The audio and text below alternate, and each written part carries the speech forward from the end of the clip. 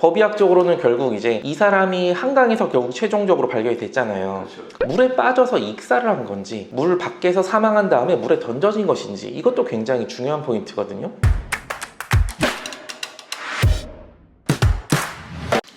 안녕하세요, 로이어 프렌즈입니다.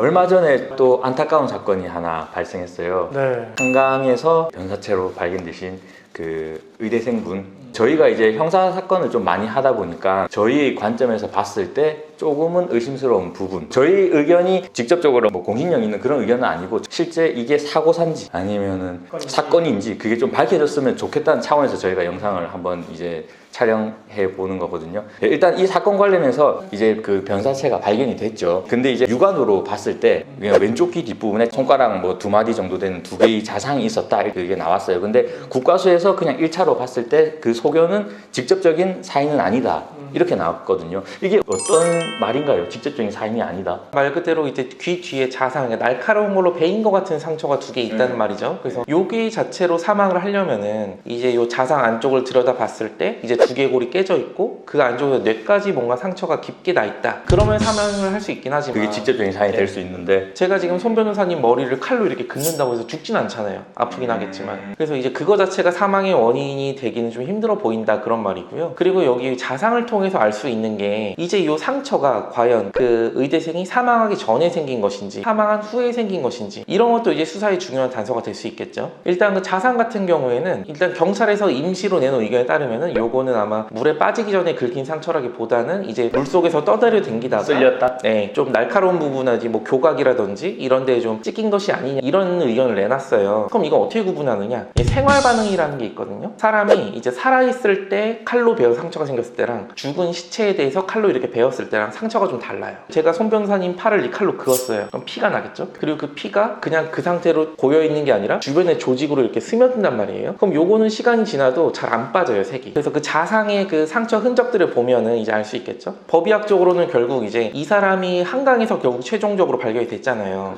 그렇죠. 물에 빠져서 익사를 한 건지 물 밖에서 사망한 다음에 물에 던져진 것인지 이것도 굉장히 중요한 포인트거든요. 그 의대생이 사망 후에 물로 들어간 건지 물에 들어가서 익사한 건지 보려면은 전신적 생활 반응이라고 얘기를 하는데 만약에 시체를 물에 던졌어요? 시체는 뭐 숨을 안 쉴 거잖아요. 그리고 뭐 발버둥을 치면서 물을 먹거나 그런 일도 없을 거고 근데 살아있는 사람이 물에 들어갔다고 하면은 뭐 물도 들이마실 거고 숨도 쉬고 할 거잖아요. 한강 같은 데는 여러 가지 미생물들이 있을 거란 말이에요. 그거를 만약에 마셨다 그러면은 그 미생물들이 온몸을 타고 전신으로 퍼졌을 가능성이 높아요. 일단 이거는 뭐 국과수에서 부검을 일단 한다니까 그 결과를 한번 지켜보면 될 것 같고 근데 이게 그 보니까 지금 한 6일 정도 지나서 발견됐잖아요. 그것도 그렇죠. 물속에. 그러면은 방금 전에 말한 그런 게 좀 정확하게 또 잘 적용이 될 수 있을까요? 전 그런 의문도 좀 들어요. 그렇죠. 그게 좀 힘들 수도 있어요. 이게 아무래도 부패가 되다 보면은 너무 경계도 모호해지고 그건 시체 보존 상태를 좀 보기는 해야 될 것 같아요. 실제 부검을 해도 그 결과 자체가 딱 명확하게 안 나올 수도 있겠네요. 그렇죠. 좀 발견이 좀 늦어져가지고. 물에 6일이나 있었으면은 요거는 상태가 그렇게 좋지 않을 가능성이 상당히 높죠. 근데 이거 그 자상 상처 관련해가지고 뭐 기사 같은 거 보니까 이제 프로파일러 하시는 분들이 여기 난 거는 뭐 쓸린 상처일 수도 있겠지만 공격 부위가 될 수도 있다 이런 식으로 또 얘기를 하시는 분들도 있더라고요. 그렇죠. 여기에 뭐 급소가 있는 거예요? 딱히 급소가 있고 그런 거는 아니긴 한데 일반적으로 이렇게 서로 이렇게 바라보고 있는데 귀 뒤를 이렇게 긁는 거는 쉽지 않단 말이에요. 만약에 귀를 긁었다고 하면은 이건 뒤에서 몰래 접근을 했다는 거겠죠. 뭐 이런 식으로 네. 근데 만약에 이게 상처가 하나였다면은 공격이 될 수도 있긴 한데 이게 2개였잖아요. 손 변호사님이 저쪽 딴 데를 바라보고 있는데 뒤를 몰러 와가지고 칼로 이렇게 딱 찔렀어요. 그럼 손 변호사님 가만히 있진 않겠죠. 한 번 찔렀을 때 손 변호사님은 반사적으로 몸을 휙 돌면서 뭐야 이렇게 피할 거잖아요. 그리고 제가 칼을 들고 있으면 도망가든지 하겠죠. 그래서 저는 이게 상처가 2개라는 점을 봤을 때 이거는 생전에 생긴 상처의 가능성이 좀 낮지 않을까 저는 개인적으로 그렇게 생각을 합니다. 그 두 번째로 그 CCTV 한번 영상이 막 돈 거 있잖아요. 새벽 막 4시에 막 3명이서 한 명은 뛰어가고 뒤에서 쫓아가고 한 명은 또 뒤에서 어슬렁어슬렁 이걸 보고 이제 그 사람들하고 뭐 시비가 붙어가지고 문제가 됐었다 막 이런 추측성인 글이 많이 돌고 돌았죠. 근데 이거는 경찰에서 확인해 본 결과 그냥 10대들이 자기들끼리 거기서 이제 관련 없었어.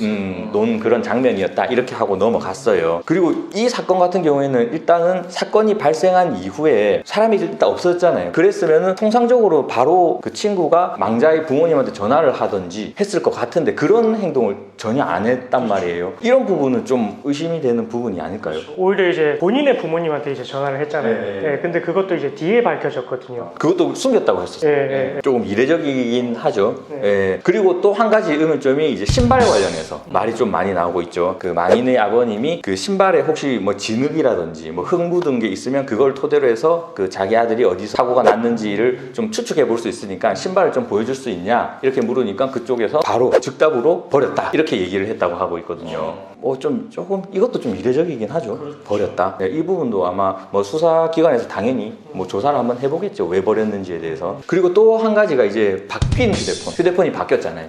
지금 친구가 망인의 휴대폰을 들고 갔다 이렇게 지금 얘기가 나왔는데 이것도 조금은 또 이례적이죠. 휴대폰 기종이 같으면 모르겠는데 일단 기종이 달라요. 술이 취하더라도 가장 먼저 챙기는 건 내 소지품, 예, 그 중에서도 휴대폰, 지갑 이런 거일 것 같거든요. 그렇죠. 예, 근데 내 휴대폰이 아닌 타인의 휴대폰이 있다라는 걸 바로 알지 못했다라는 거는 조금 이상한 것 같긴 해요. 그리고 뭐 사람들이 가장 많이 의심을 하고 있는 상황이 친구분이 체면 2차 조사 때 변호인을 대동하고 왔다. 이거 뭔가 숨기는 거 아니냐. 이제 이런 얘기들이 많아요. 어떻게 생각하세요? 변호인 대동하고 왔다는 거에 대해서. 일단은 최면검사 뭔지부터 이야기를 해야 될 것 같아요. 최면검사 뭐예요? 그러니까 이제 뭐 사실관계에 대해서 수사기관에 물어보는데 맨 처음에 사망한 망인의 친구 입장은 잘 기억이 나지 않는다였잖아요. 처음부터 수사기관에서도 이제 친구를 의심했던 건 아닌 것 같고 어쨌든 수사의 실마리를 얻기 위해서 네가 기억하는 게 중요하니까 조금이라도 기억을 끌어내보자 해서 최면 상태에서 내가 의식적으로 기억하지 못하는 거를 좀 끄집어내서 들으려고 하는 그런 건데 사실 최면 수사라는 게 그렇게 많이 흔하게 이루어지는 기법은 아니기는 하죠. 그리고 또 최면 수사라는 게 사실 내가 맨정신으로 얘기하는 것도 진짜인지 거짓인지 모르는데 좀 이제 뭐 의식이 명확하지 않은 상태에서 한 진술이 과연 신빙성이 있는가. 그래서 이제 뭐 최면 수사 관련해 가지고 뭐 판례 같은 거를 좀 찾아보면은 최면 상태에서 이런 얘기를 했으니까 증거로 뭐 인정이 돼 가지고 유죄의 증거가 된다 이렇게까지 가는 경우는 많지 않은 것 같아요.